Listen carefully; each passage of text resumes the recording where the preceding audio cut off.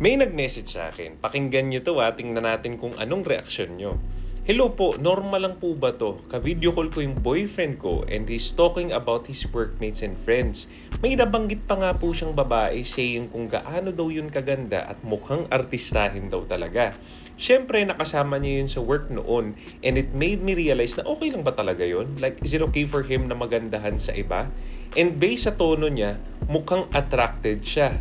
He also compares me na kapag ako daw ay fan ng isang celebrity or Korean actor katulad ni Cha Yun-woo, same thing lang naman daw po yun. Same lang po ba talaga sa pagiging fan ko compared sa nakakasalamuhan niyang nagagandahan siyang babae? Nakakalungkot lang po. Medyo na-off ako kasi toxic daw ako sa reaction ko. Toxic po ba talaga?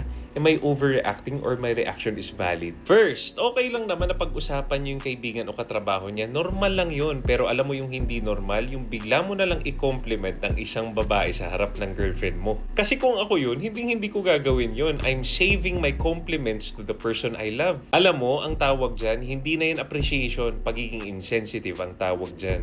Pangalawa, the fact na na-feel mo na attracted siya sa way ng pagkasabi niya nung nagandahan siya sa babae, it says a lot of things at walang ibang nakakakilala sa partner mo kundi ikaw. Pangatlo, magkaiba yung nagka-crush yung girlfriend mo sa isang artista or K-pop actor kaysa dun sa nagka-crush ka or nagagandahan ka dun sa taong may proximity ka at nakakasama mo. Kasi kung yung girlfriend ko nagka-crush o nagawapuhan dun sa isang tao nakakilala niya, naku, ibang usapan yun. Pang-apat, napaka-red flag nung ginawa niya na alam niyang na-off ka tapos imbis na i-reassure ka, ihumanap pa siya ng dahilan at paraan para ibalik sa'yo at sabihan kang toxic. Tandaan mo, valid yung reaction mo at may karapatan kang ma-feel kung ano man yung na-feel mo.